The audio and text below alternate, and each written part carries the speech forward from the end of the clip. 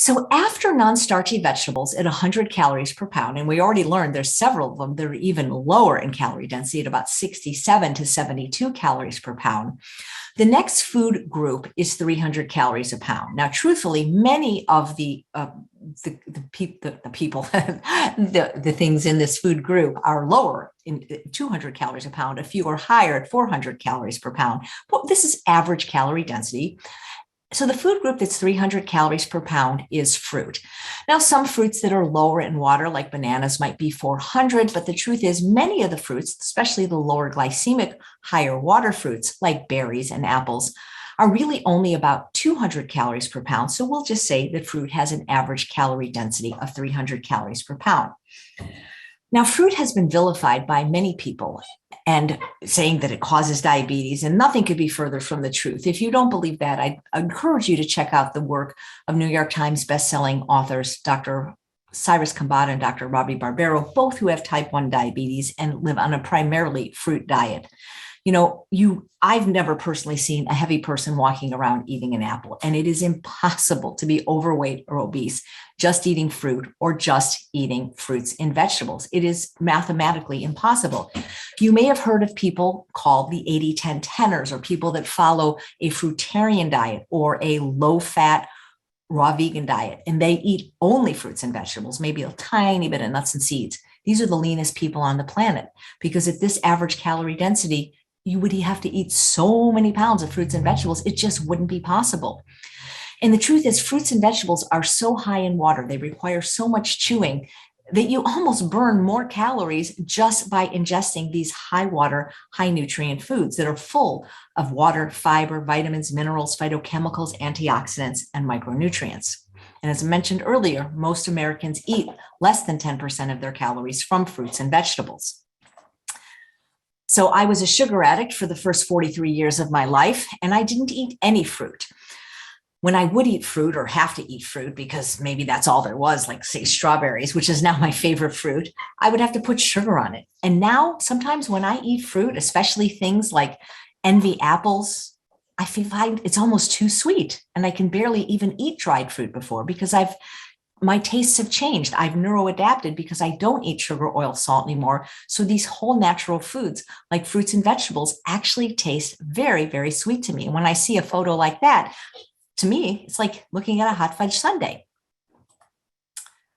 Now, I want to explain to you why I think for experiencing weight loss, ultimate weight loss, we want to eat our food whole, not juiced or blended. And I'm not saying you can never have juice or never have a smoothie, but here I'm talking about the secrets to ultimate weight loss. Now, our stomachs are about the size of a cantaloupe. They hold about a liter of food, which is about 4.22 cups. We have lining our digestive tract something known as the mechanisms of satiation. We have stretch receptors, nutrient receptors, and calorie receptors. In order for us to feel satiated, which literally means the end of hunger, we need to activate all three of these mechanisms of satiation. Now, these two glass jars are identical in size, and they both contain 500 calories worth of apples. Now, remember, apples are 200 calories a pound. So I went to the store, I weighed out 2.5 pounds of apples, and what I got was 6 apples. Now, I'm sure there's going to be an outlier everywhere, but let's face it, guys, most people just can't eat 6 apples in one sitting. I tried, and after 2, I was pretty full. But if I take those 6 apples and put them in my juicer, you can see how much apple juice I have. Now imagine this was your stomach. What do you think is going to fill you up more? And what do you think is missing from the apple juice that is in the whole apples? Well, if you said fiber, you would be right. And the second secret to ultimate weight loss is fiber. Make sure everything you eat is not only from a plant, but from a whole plant with the fiber and water intact. Fiber has very few calories. I believe it's 2 calories per gram or less. But it's really important where weight loss is concerned, because fiber tricks the brain into feeling it's full on fewer calories. Fiber is also important to every bodily process. It flushes out waste material, it binds to cholesterol, and it makes you feel full on very few calories. So the problem with the apple juice, or any kind of juice really, is that it lacks the fiber, which is really the most important component along with water to feeling full. Also, the problem with drinking apple juice is that when you remove the fiber, now what happens is when you ingest it, your blood sugar is raised much, much more quickly than when eating a whole apple. And when your blood sugar is raised more quickly, your insulin levels are raised much more quickly. And insulin is the hormone that is responsible for driving fat into the cells. Yesterday I appeared on someone's show making some recipes from my new book. And as I was prepping the recipe, it called for 1 cup of orange juice in the sauce. Well, I didn't have any orange juice, so I had to juice the oranges by hand. Do you know how many oranges it took for me to get a cup of orange juice? 6. Most people don't sit down and eat 6 oranges, but many people can easily down 1 or more cups of orange juice. So the idea is you want to eat your food whole, not juiced. And for weight loss, also not blended. And let me explain why. So now in this glass jar, we have applesauce. Now, this would be the idea of having a green smoothie. And I'm not saying to never have a smoothie or that they're unhealthy. But again, if you're trying to experience ultimate weight loss, you want to chew your food. Now, first of all, one of the things I want to say is satiety actually begins with the eyes. And this is why I'm not a fan of these weighing and measuring programs that tell you to have 17 ounces of food a day, carefully weighed and measured on your scale, and only 7 ounces of vegetables. Because when you see large volumes of food before you eat, you expect to be satisfied. That's one. And that's bulking up foods with vegetables in any manner is going to help you do that. But the problem with the Vitamix, and by the way, I'm a fan of the Vitamix. I have it. I love it. I use it. But where weight loss is concerned, it artificially reduces the bulk. And when you reduce the bulk, you reduce the volume, and that reduces satiety. Again, think about these jars as your stomach. Now, the fruit puree, which is known as applesauce, it still has the fiber and it still has the water intact. But what it is it's a great reduction of volume, and it is much easier to overeat or eat a greater amount of food when the volume has been reduced. The fruit puree does not raise the blood sugar as much as the fruit juice, but it still raises it much more quickly than the whole apple. And again, as we discussed, when your blood sugar is raised more quickly, your insulin is raised more quickly, and insulin is the hormone responsible for driving fat into the cells.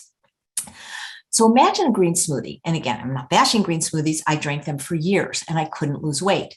Now, they were a much healthier choice than the Coke Slurpees that I was having for breakfast. But when I went to True North as a patient in January of 2011, because I was 50 pounds heavier than I am now and couldn't lose weight, I had a consultation with Dr. Doug Lyle, and I told him what I was eating. I was eating a plant-exclusive diet. By then, I wasn't eating any sugar of any kind, any flour, any oil, any salt, and yet my weight wouldn't budge. And so, of course, he asked me what I was eating, and I told him about my smoothie that I was having every day for breakfast. It's actually delicious. It's called It's Easy Being Green, I believe, smoothie. And it's very healthy. It has about a cup of almond milk. It has a whole bag of spinach or kale. It's got a frozen banana, a cup of frozen blueberries, a tablespoon of flaxseed, and it's very delicious. And it's maybe 400 calories. There's really nothing unhealthy about it.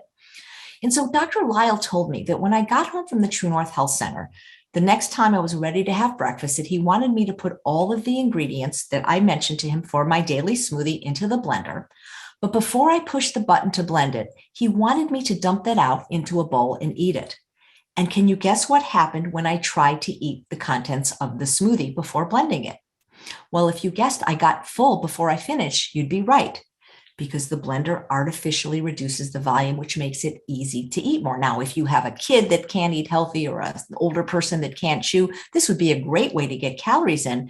But you have to understand that chewing, actually, that's where digestion starts through a digestive enzyme called amylase. And when we chew our food, as opposed to drinking it juiced or blended, we burn about 12.5% more calories. And this can be very, very significant. So one of the things I want you to understand is there's nothing wrong with having a juice or a smoothie once in a while, but if your goal is weight loss, any liquid calorie is not going to be favorable for satiety. Now, what about dried fruit? Dried fruit is delicious. And again, as I mentioned at the beginning of this presentation, it was Dr. Roll's visual presentation of showing me a quarter cup of raisins and 2 cups of grapes that really helped me to start to begin to understand calorie density. Now, I have a machine called a dehydrator, and I took those 500 calories worth of apples and I sliced them on the sharp blade of my mandolin, dehydrated them, and I got about 1 cup of dried apples. What do you think is going to be easier to eat? What do you think you're going to be more prone to overeat on? Now, the dried apple still has the fiber intact, but what's it missing? It's missing the water. And remember, fiber plus water is the key to the kingdom where weight loss and satiety is concerned, because fiber plus water creates bulk, and bulk is what creates satiety. Think about a sponge that has dried out and then you put it in water and it expands. That is what fiber and water does in your body. Anytime we process a food, even in a healthful manner, we make it more calorie rich and more nutrient poor. Apples are 200 calories per pound. Dried apples are 1,300 calories a pound, and the same would go for grapes and raisins. So let's look at all of the incarnations of the apples. All of these jars have 500 calories of apples: 6 whole apples, apple juice, applesauce, and dried apples. What do you think is going to fill you up more? And if you guess the whole apples, even if you could eat all 6, you would be correct. So now remember, we're not talking about individual foods, we're talking about food groups, and we will work up to the next food group. And these are groups of food. This happens to be my favorite group of food. It's Dr. John McDougall's favorite too. And this ranges in calorie density from 400 to 600 calories per pound. And if you would guess starch, you would be right. Or some people like to call them unrefined complex carbohydrates. Now, carbs have gotten a very bad rap by people that don't understand what most of the speakers on this conference are teaching. And I agree that a lot of carbs are bad if they come from processed sugar and processed flour and alcohol. But whole, unrefined, unprocessed starches, complex carbohydrates, this is what our species evolved eating most of their calories from, and still do in many parts of the world. And these are the healthiest and, in my opinion, the most delicious and satisfying foods on the planet. At 400 calories per pound, it's actually more like 365 calories per pound. We have tubers, we have potatoes, sweet potatoes. At 500 calories per pound, we have whole grains, whether they contain gluten or not. These would be things like oats, corn, teff, millet, amaranth, the pseudo grains, quinoa, buckwheat, things like that. And at 600 or 550 to 600 calories per pound, we have legumes, beans, split peas, and lentils. I really should add another category on that chart, because a lot of people overlook these foods, and it's one of my favorite starches. These would be the winter squashes. Summer squashes are things like crookneck and zucchini, but the winter squashes like delicata, Hubbard, kabocha, acorn squash, which depending on where you live might even be available all year round now, not just in the fall.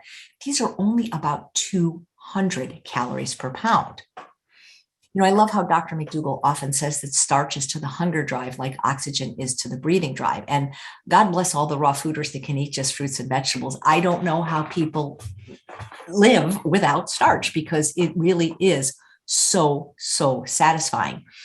You know, I know a lot of people are familiar with what's called the glycemic index, but I don't know if anyone is familiar with Dr. Susanna Holt's work, which is called the satiety index.